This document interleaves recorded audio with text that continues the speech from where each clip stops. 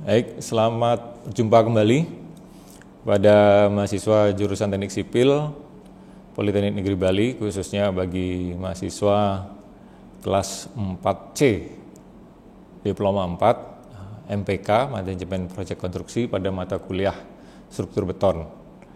Pada kesempatan kali ini, kuliah kita sampaikan dengan cara yang berbeda, yaitu dengan cara saya membuatkan video.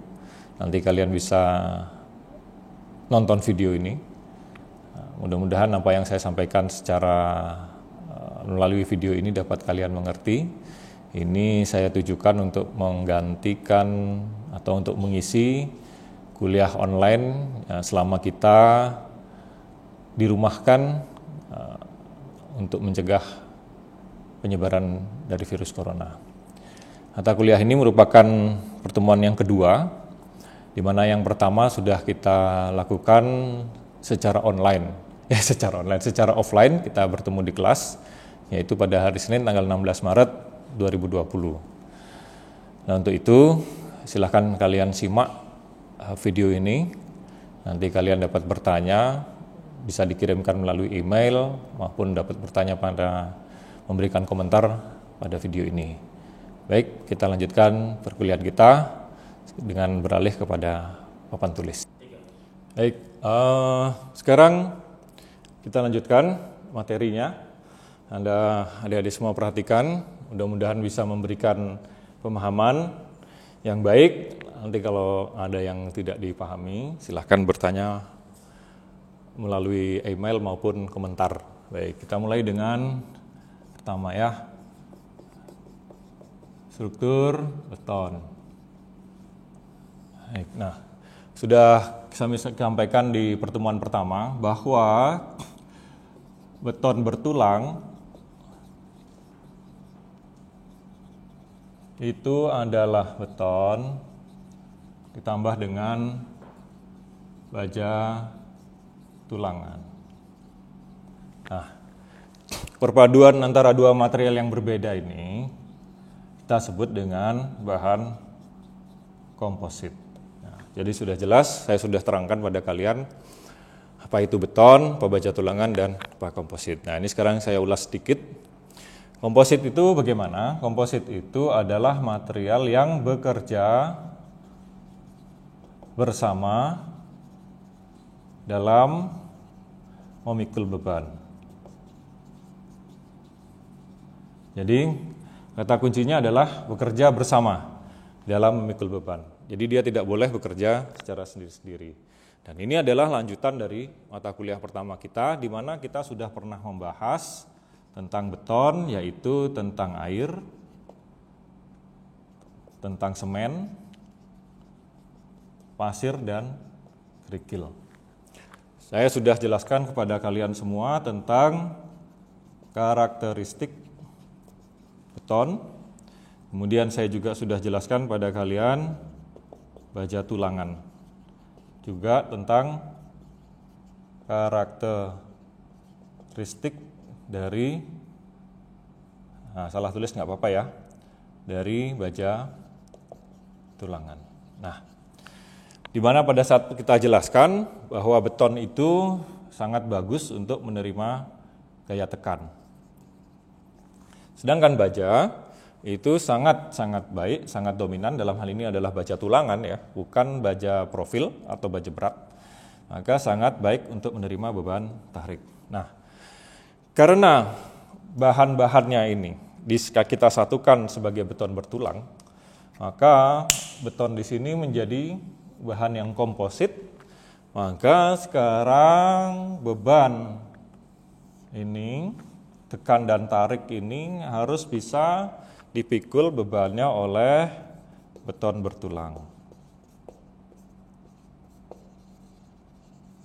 Nah, sekarang kita lihat pada kesempatan kali ini, saya akan jelaskan pada kalian semua kenapa beton itu membutuhkan baja tulangan, atau sebaliknya, kenapa baja tulangan juga harus ada betonnya. Nah, sekarang setelah kalian ketahui bahwa material tadi ini adalah bekerja secara komposit, yaitu antara beton dengan baja tulangan, kemudian dia akan memikul beban tarik dan beban tekan. Maka sekarang kita lihat bagaimana mekanismenya beban tekan dan beban tarik itu bekerja pada sebuah struktur beton, sehingga struktur beton itu membutuhkan tulangan. Baik, sekarang kita lihat. Jadi kalau kita melihat pada sebuah portal sederhana, saya gambarkan sebuah portal sederhana. Nah, katakanlah seperti ini, sebuah portal dengan memiliki kolom. Jadi kalau kita sebut ini sebagai kolom, nah, walaupun itu adalah elemen tekan ya. Kemudian di sini ada balok. Nah, sekarang kita perhatikan, kalau kita lakukan portal ini, kita lakukan analisis struktur, atau kalian kenal ini dengan istilah MECTEC atau mekanika teknik. Nah, maka kalian dapat pilih salah satu metode yang kalian diajarkan. Di antaranya atau salah satunya yaitu metode cross. Nah, kita tahu bahwa sebuah portal di sini akan menerima beban. Ada beban-beban dari luar, ada beban hidup, ada beban mati. Nah, kemudian akibat dari beban-beban yang bekerja pada portal di sini, maka portal tersebut akan menimbulkan gaya dalam. Nah, jadi ada beban luar. Nah, beban luar ini adalah beban, ya, contohnya kita klasifikasikan menjadi dua saja, ada beban hidup dan beban mati. Nah, akibat adanya beban-beban ini, maka dia akan menimbulkan gaya dalam. Di mana gaya dalam ini bekerja? Gaya dalam ini kan bekerja pada portal tersebut. Nah, sekarang kita lihat portalnya, bagaimana bentuk gaya dalamnya jika portal ini kita bebani dengan beban hidup maupun beban mati. Nah, hasil dari analisis dengan menggunakan cross, maka kita dapat menggambarkan bidang momennya. Maka sekarang saya akan coba gambarkan bidang momen, yaitu merupakan salah satu gaya dalam. Nah, kalau sini kita tahu gaya dalam itu apa saja, yaitu gaya dalamnya ada 3. Yang pertama adalah momen, kemudian yang kedua ada lintang, atau kita gunakan sebagai geser, dan yang ketiga ada gaya normal. Nah, sekarang jika kita perhatikan, salah satu kita ambil yaitu gaya momennya, maka portal di sini akan memiliki bentuk momen seperti ini. Nah, momen seperti ini. Dan jika kita lihat sekarang bahwa yang hitam ini adalah baloknya, sedangkan yang biru itu adalah momennya. Sekaligus saya perkenalkan kepada kalian semua bahwa di sini akan kita kenal 2 jenis momen pada balok, yaitu ada momen tumpuan dan momen lapangan. Yang mana yang disebut dengan momen tumpuan? Ini pada titik-titik yang ada di berhubungan dengan kolom ini adalah momen tumpuan. Sedangkan yang ada di sini ini adalah momen lapangan. Nah, tentunya sekarang akibat adanya momen di sini, balok ini punya potensi untuk melendut. Dia akan berubah bentuk, jadi dia akan melendut. Nah, oleh karena itu, dia akan menimbulkan persoalan tersendiri akibat lendutan yang terjadi. Nah, bagaimana kira-kira bentuk lendutan dari balok ini? Maka balok di sini, akibat adanya gaya momen di sini, dia akan melendut ikut dengan warna merah ini.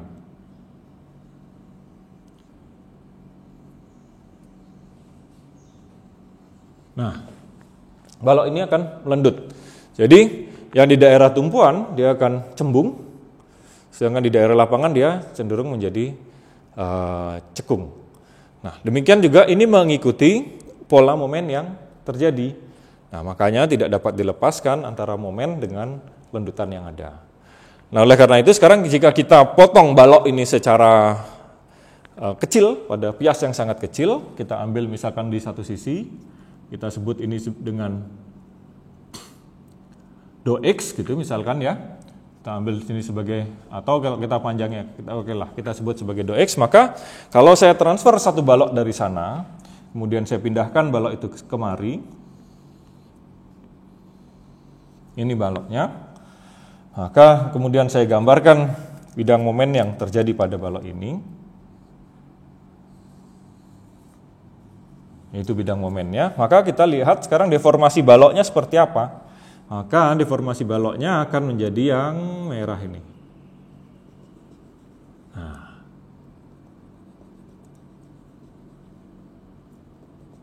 Kira-kira akan jadi seperti itu ya. Ini bukan di atas ini tapi balik ke baloknya. Nah, kira-kira akan terjadi deformasi. Nah, sekarang kalau saya potong bagian yang tengah saja, gitu, yang kecil saja di sini gitu ya. Nah, kemudian saya pindahkan kemari, saya berikan ukuran yang lebih besar. Kenapa bentuknya begini? Karena sekarang kita lihat.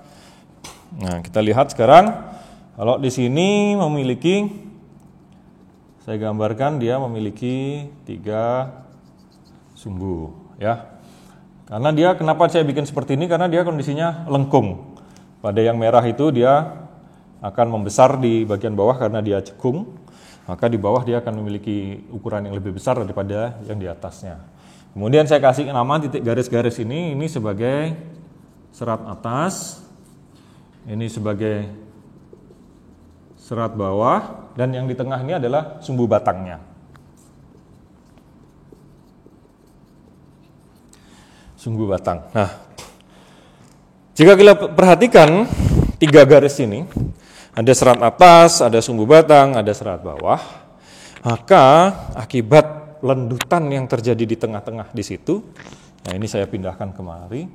Nah, maka di bagian atas di sini dia cenderung menjadi pendek. Nah, yang di atas ini dia kondisinya dia pendek, nah, dia menjadi lebih pendek.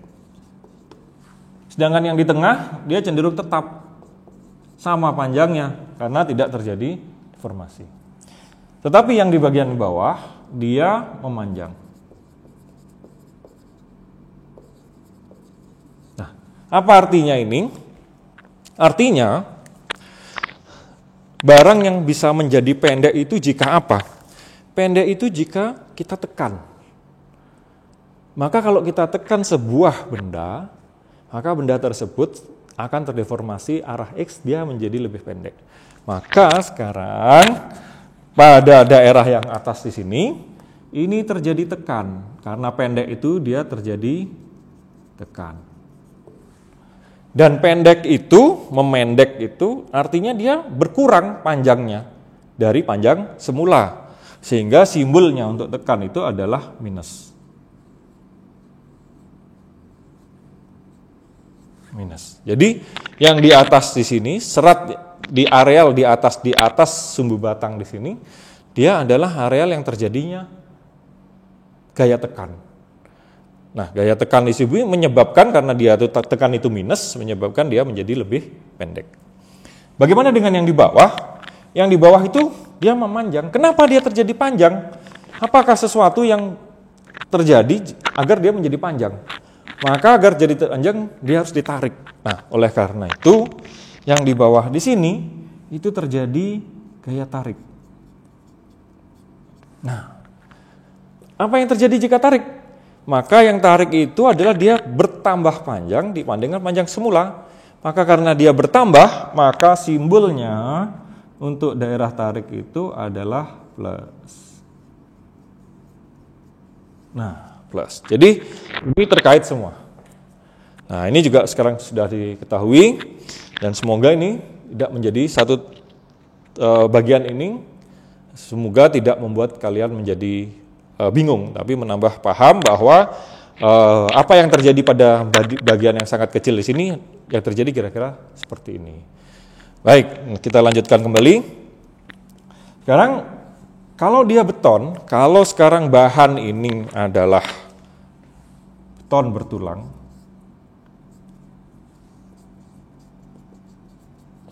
Materialnya adalah beton. Apa yang terjadi? Bahwa kita lihat di sini beton itu apa?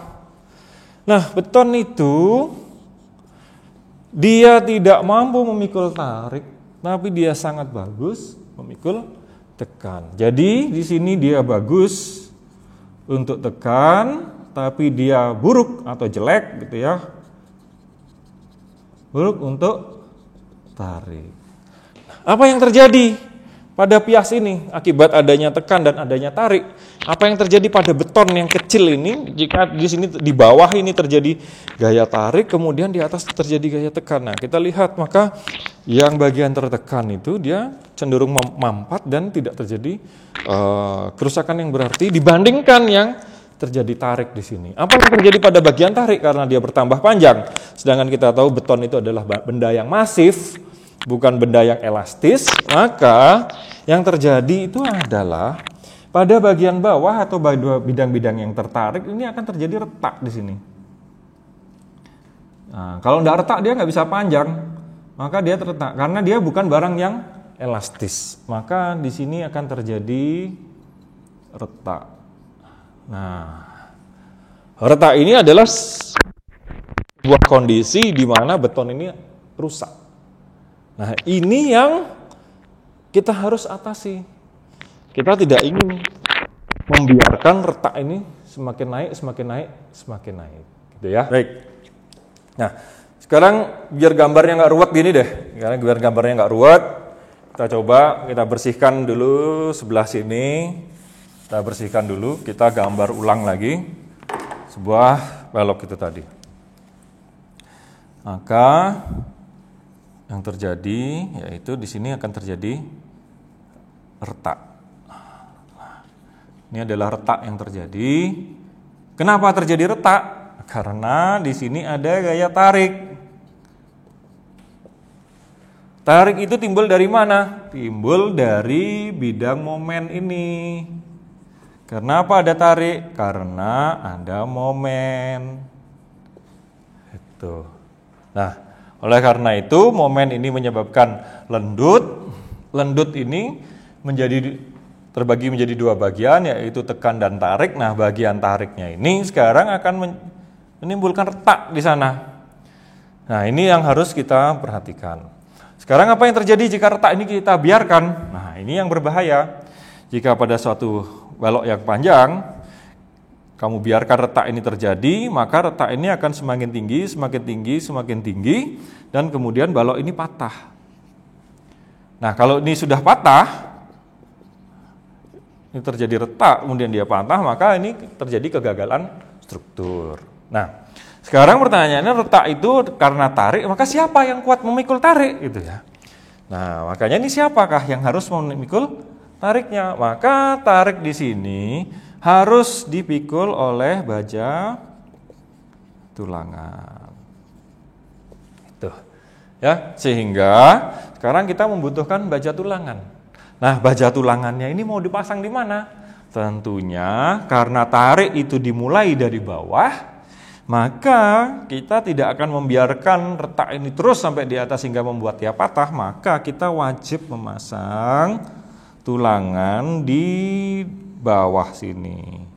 Ya, jadi kita pasang tulangan itu di sana, kita tidak bisa memasang tulangan di daerah dasar. Inilah yang disebut dengan selimut beton. Maka selisih ini disebut dengan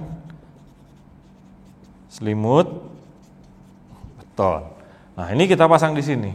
Oleh karena itu, jika balok itu mengalami retak akibat gaya tarik yang ditimbulkan oleh momen, maka retak ini akan bergerak. Jadi retaknya ini kalau ada tulangan ini di sini, retaknya bergerak, maka retak itu suatu saat dia akan sampai di baja tulangan. Nah, oleh karena itu setelah dia sampai di baja tulangan, maka sekarang baja tulangan inilah yang akan memikul gaya retak atau gaya tarik yang terjadi. Nah, dengan demikian ini mekanisme beban yang ada, mekanisme gaya dalam yang terjadi akibat beban itu sekarang untuk gaya tariknya akan dipikul oleh baja tulangan, sedangkan gaya tekannya akan dipikul oleh beton. Nah, ini saya harap kita bisa paham. Maka di sini ini area beton untuk memikul gaya tekan, sedangkan yang tarik adalah baja tulangan. Nah, inilah yang menyebabkan beton itu harus dipasangi dengan baja tulangan. Nah, inilah yang menyebabkan kita sebut dia sebagai beton bertulang. Nah, ini salah satu contoh mekanisme pada kebutuhan tulangan pada balok. Nah, sekarang kalau dilanjutkan lagi, kalian lihat ini semua pada mekanisme gambar di sini, di mana kita tidak bisa. Kenapa kok kita nggak bisa pasang tulangan di bawah sini? Ya kan tulangannya ada. Kalau kita pasang di bawah di daerah merah ini kenapa sih gitu ya? Kalau tulangan ini di merah ini kenapa sih? Ini merahnya biar kelihatan saya arsir ya. Ini sebagai simbol adanya tulangan di sana. Nah, mekanisme kan kalau dia ada di bawah tentunya dia akan lebih bagus kan. Jadi belum apa-apa udah kita tahan. Tapi ternyata tidak seperti itu pada mekanisme beton bertulang. Kenapa begitu? Karena kita membutuhkan ini. Kenapa kita harus butuh selimut beton? Nah, ini dia. Maka tulangan ini kalau kita taruh di bagian bawah, dia memiliki resiko untuk terjadinya apa? Terjadinya karat. Akibat apa? Akibat pengaruh dari cuaca di sekitar. Bisa saja dia ada di ruangan ini. Di ruangan ini berhubungan dengan udara. Maka ini akan menyebabkan dia lambat laun terjadi oksidasi. Bisa terjadi oksidasi, kemudian dia menjadi karat. Nah, kalau karat dia akan putus. Nah, berikutnya yang kita perlukan lagi apa? Yaitu beton ini ada di dalam baja tulangan ini ada di dalam balok, yaitu mekanisme dari perlindungan yang diberikan oleh selimut beton. Artinya selimut beton itu akan memiliki fungsi. Dan sekarang saya tambahkan sedikit sebetulnya fungsi apa sih dari selimut beton itu. Nah, sekarang pada bagian tertentu nih kita coret-coret nih, semoga ngerti semuanya walaupun coret-coretannya banyak, nggak sampai bingung. Nah, sekarang kita lihat selimut beton. Nah, selimut beton ini memang diperlukan. Nah, selimut beton ini fungsinya buat apa? Fungsinya yang pertama itu tentunya mengcover tulangan. Kenapa kita cover tulangannya? Agar tidak karat. Tidak karat dari pengaruh apa? Pengaruh cuaca. Pengaruh udara atau cuaca. Yang berikutnya dia mengcover tulangan, itu fungsinya buat apa? Untuk melindungi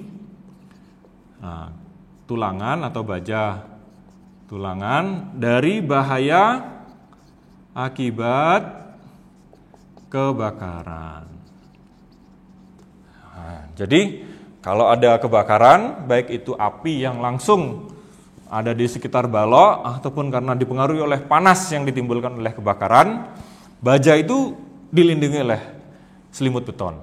Nah, dengan demikian kerusakan baja yang ditimbulkan oleh panas maupun kerusakan baja yang ditimbulkan oleh api itu dapat diredam, bukan tidak rusak. Dia rusak tapi menjadi lebih lambat lagi. Otomatis sekarang selimut beton ini tadi melindungi dari kebakaran sampai berapa lama? Nah, di sana disebutkan sekarang selimut beton itu, syarat selimut beton ini kalau untuk bermacam-macam ya, untuk kondisi di luar ruangan maupun di dalam. Tapi kita ambil angka yang rata-rata saja, yaitu 3 cm hingga dengan 4 cm. Nah, kalau kita melindungi beton dengan selimut beton setebal ini, maka bahaya kebakaran itu dapat kita tunda kerusakan baja tulangan hingga 4 hingga 6 jam pada suhu mencapai 800 derajat Celcius. Nah, inilah. Jadi jika terjadi kebakaran, kemudian durasinya dan suhunya pada kondisi-kondisi yang ada di sekitar ini, maka tulangan tersebut masih diyakini memiliki kondisi yang seperti semula. Tidak, artinya walaupun dia berubah tidak akan terjadi banyak perubahan. Dengan demikian, baja tulangan ini masih dapat digunakan untuk, artinya struktur itu dapat tetap dipertahankan, baja tulangannya khususnya, karena dia sudah dilindungi oleh selimut beton. Baik. Tadi mengenai selimut beton. Sekarang kita lihat lagi mekanismenya kepada gambar ini sekarang. Kita fokus lagi ke gambar ini. Ini tadi kita sudah jelaskan apa itu selimut beton. Nah, selimut beton ada di sana. Selimut beton itu mengcover ke seluruh ya. Selimut beton itu tidak hanya ada di bawah, tetapi selimut beton itu ada di sekeliling tulangan. Nah, kalau ini gambar tulangan. Nah, ini, maka ini kita sebut dengan sengkang atau tulangan geser. Ini semua kita sebut dengan tulangan pokok. Maka daerah yang merah ini, yang saya arsir merah ini adalah seluruhnya selimut beton. Nah, sedangkan di daerah yang di dalam di sini, yang arsir biru, ini kita sebut dengan inti beton. Nah, seperti itu. Nah, sekarang kalau diperhatikan mekanismenya karena kebakaran tentunya atau karena beban retak ya, terutama kalau kita sekarang bicara bukan pada kebakarannya, karena kebakaran hanya insiden ya terjadi dan yang tidak kita harapkan. Tetapi kalau beban akibat ini tadi ada beban hidup, beban mati itu pasti selalu ada. Selama gedung itu dipakai atau selama gedung itu belum dirobohkan, maka beban mati dan beban hidup pasti tetap ada. Nah, itulah yang tadi menyebabkan dia retak. Nah, akibatnya karena kita berikan dia selimut beton, maka retak ini masih diperbolehkan terjadi pada balok. Dan retak itu harus berada, artinya yang kita izinkan itu maksimal terjadi itu mencapai baja tulangannya. Nah, jika retak itu melampaui atau melewati dari baja retak dari tulangan ini, misalkan yang di posisi merah ini ya, dia sudah melampaui. Nah, ini dapat dipastikan bahwa tulangannya di sini sudah fail. Maka kalau dia retaknya lewat, ini retak yang lewat, ini dia melampaui, retak melampaui baja tulangan, ini dapat dikatakan dia sudah fail.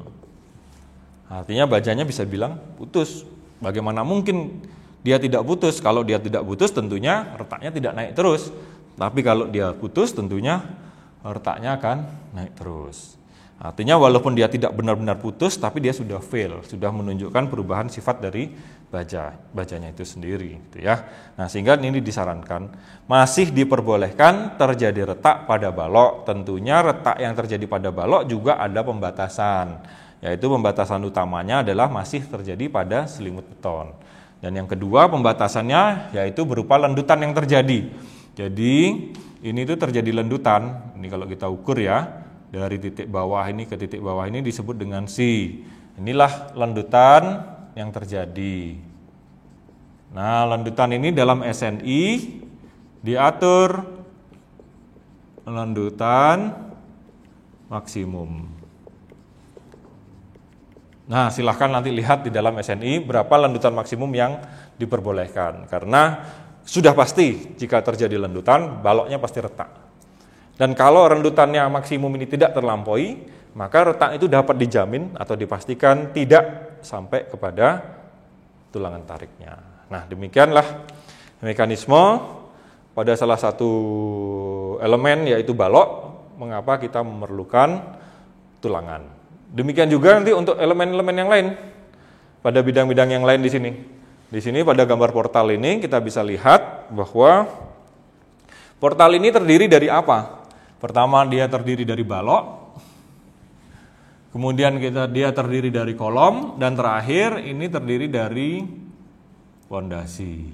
Nah, tadi balok sudah kita jelaskan bagaimana mekanismenya hingga balok ini membutuhkan tulangan.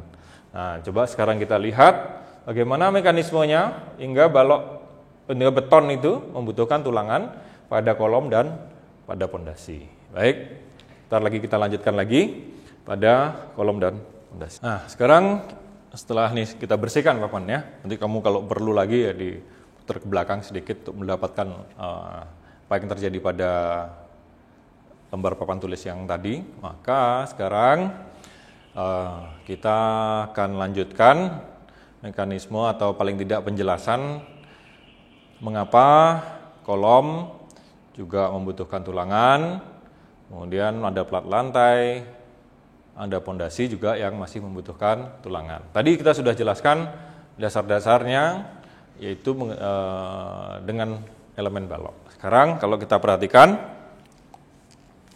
tadi pada gambar portal, nah ini pada gambar portal, di sini ada kolom, kita sebut sebagai kolom, ini kita sebut sebagai balok. Nah, di dalam balok ini ada plat lantai. Lantai, sedangkan di bawah ini adalah pondasi.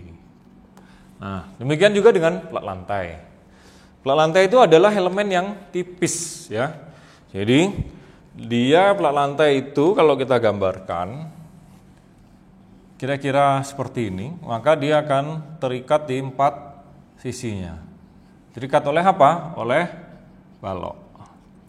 Maka ini adalah plat lantainya. Plat lantai. Nah, gimana mekanismenya kok plat lantai itu bisa sampai terjadi lendut gitu ya? Tentunya plat lantai itu di atasnya akan menerima beban. Beban apa saja yang di atasnya? Ya, beban kalian sendiri yang duduk di situ, beban-beban bangku ini kalau kita ada di lantai 2. Nah, itu baru beban hidupnya. Dan beban hidup ini bisa bertambah semakin besar lagi kalau ruangan itu fungsinya tidak hanya sebagai kelas, tapi bisa saja dia menjadi perpustakaan, di mana ada rak buku, di mana kalau kamu tahu buku itu tentunya memiliki berat yang, kalau cuma satu buku sih ringan aja ya.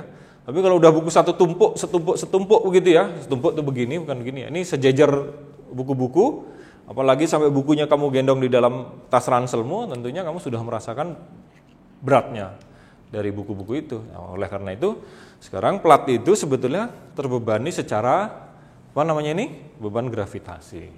Nah, ini tentunya dia akan menyebabkan dia menjadi lendut juga. Nah, makanya ini logikanya, jika di sini terjadi beban kita beri P pada tengah, maka tentu saja semua bagian tersebut akan melendut.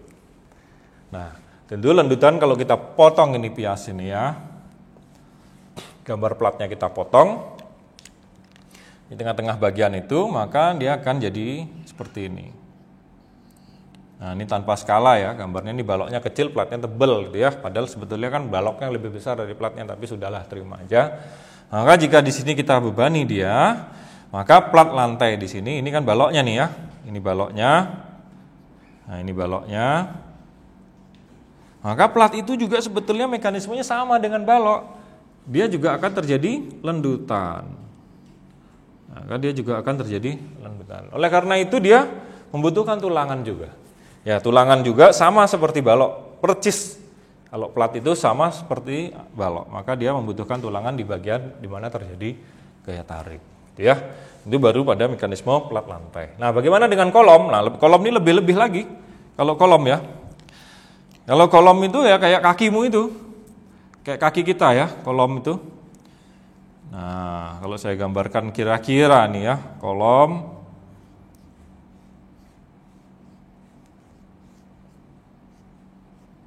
Nah, ini pondasi di bawah tanah. Ini kita biasanya sebut dengan slough. Ini balok. Ini kita sebut dengan ring balok. Ya, semuanya balok sebenarnya ya. Cuman ya kita punya istilah tertentu, hati-hati dengan slough nanti ya.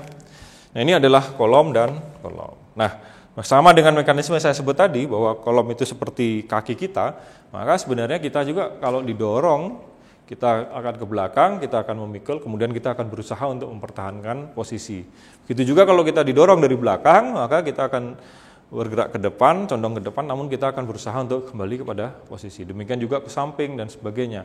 Nah, oleh pergerakan yang dinamis ini, kita bergerak ke segala arah itu, demikian juga yang terjadi dengan portal ini. Jadi portal ini kalau kita bebani dia, misalkan ada beban-beban luar yang bekerja, beban hidup yang bekerja, di antaranya ini misalkan ini ada beban angin, ada beban angin begini, ini akan menimbulkan gaya, semakin tinggi semakin besar beban anginnya. Nah, ini akan menyebabkan portalnya bergoyang. Nah, ini akan lebih parah lagi jika terjadi beban apa? Beban gempa. Yang gempa itu arahnya nggak jelas, bisa kemana saja, nggak bisa tentuin kita arahnya utara selatan atau timur barat, dia bisa aja kemana saja dia suka gitu. Oleh karena itu ini gedungnya kita akan bergerak-gerak. Nah, akibat gerakan gedung ini, akibat beban-beban luar yang terjadi, maka semuanya ini bebannya terjadi pada apa?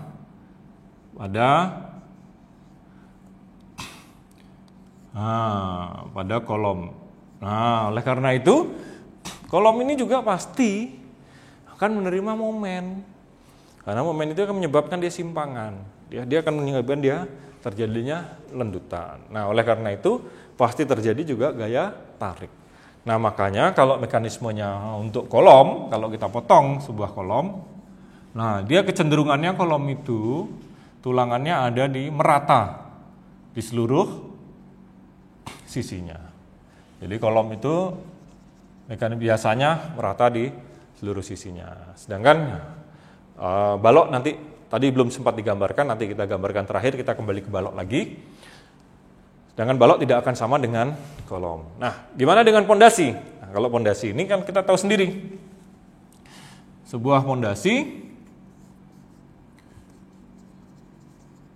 dia akan menerima beban P yang berasal dari perletakan sebuah gedungnya itu semua, maka tentunya P ini akan disalurkan menjadi tegangan di sini,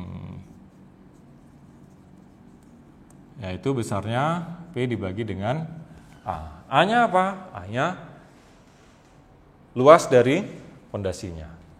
Nah, yang mana yang buat dia lendut? Nah, ini yang jadi persoalan. Ternyata tegangan ini juga akan menimbulkan tegangan tanah.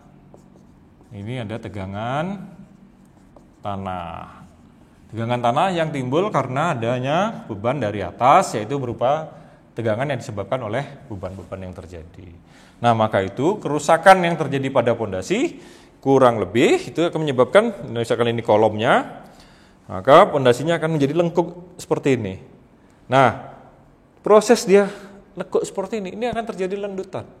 Nah, oleh karena itu sekarang deformasinya, kalau dia terjadi beban seperti itu, maka ada kemungkinan pondasinya akan jadi naik begini. Nah, ini seperti kita tahu lagi, tentunya di sini akan terjadi retak-retak. Nah, jika retak berarti apa? Berarti tarik. Nah, jika tarik berarti apa? Perlu tulangan. Nah, kalau sudah perlu tulangan berarti pasang di mana? Ya, kembali lagi. Kita pasang tulangannya ada di daerah bawah untuk mengatasi retak-retak yang terjadi. Nah, inilah semua mekanismenya sehingga semua elemen struktur yang ada di dalam sebuah portal, mulai dari bawah substructure yaitu pondasi, slope, kemudian menjadi upper structure ada kolom, ada balok, ada plat lantai, bahkan kalau dia menggunakan atap, struktur atap dari beton, maka semua unsur-unsur beton itu harus ditambahkan dengan baja tulangan. Sehingga sekarang kita memiliki struktur beton bertulang. Nah, itu tadi mengapa kita sebuah beton itu membutuhkan baja tulangan. Nah, sekarang yang tadi belum sempat dijelaskan adalah bagaimana dengan balok. Walaupun tadi balok adalah pengantar kita untuk kita membawa kalian kepada pemahaman tentang perlunya baja tulangan, tapi secara khusus kita akan masuk materi balok itu pada pertemuan yang berikutnya. Sehingga nanti pada pertemuan yang berikutnya saya akan jelaskan bagaimana kita menghitung analisis menghitung sebuah balok hingga kita mendapatkan tulangan yang diperlukan oleh balok untuk memikul beban-beban yang ada. Jadi kira-kira demikian perkuliahan kita yang kedua, yang mana pada pertemuan kedua ini saya sampaikan melalui video. Yang harapan saya kalian semua bisa nonton, bisa mengulang lagi kalau nggak ngerti ditonton lagi, tapi kalau sudah ditonton 3 kali 4 kali nggak bisa nggak ngerti ya nggak apa-apa gitu ya, nggak ada yang marahin. Nah, nanti ini bisa tanya. Gimana caranya nanya? WA, udah tahu nomor WA saya, kan ada WA grup. Nah, itu kalian bisa manfaatkan WA grupnya, bertanya di grup, Pak kok bisa gitu Pak? Nah, boleh nanya apa aja boleh. Nah, terkait sama kondisi-kondisi struktur. Atau kalau kamu punya kasus-kasus tertentu, misalkan kamu lihat, kok ada tulangan aneh ya? Kalau ada tulangan kayak gini, kayak gitu, kamu boleh tanya ke saya. Boleh tanya melalui WA lagi. Nanti tentunya dijawab juga di WA. Kalau nggak bisa lewat WA atau nggak, biar semuanya baca atau kelas lain baca, ya boleh saja. Nanti kita bisa nanti kita lewat pertanyaan-pertanyaan di email atau melalui komentar. Nah, kalau kamu tanya di komentar, saya juga akan jawab di komentar. Jadi kira-kira seperti inilah kuliah kita yang kedua, di mana materi yang kedua ini untuk hari Kamis. Kita tanggalnya berapa tuh ya? Selasa 17, 18, 19 Maret 2020. Maka pertemuan kita masih sisa paling tidak 1 kali lagi sebelum Hari Raya Nyepi. Nah, Nyepi itu akan libur, dari pengerupukan libur, Nyepinya libur, dan 1 hari setelah Nyepi kita libur, maka efektif minggu depan materi kita kurang 1 kali pertemuan untuk kemudian kita akan bertemu secara offline lagi. Kita akan bertemu lagi di kelas. Oleh karena itu, saya akan berikan kalian video yang kedua pada kesempatan kuliah online. Dan yang kedua itu materi kita adalah masuk kepada balok. Demikian kira-kira kuliah di video ini, semoga dapat dimengerti. Baik, terima kasih, sampai jumpa.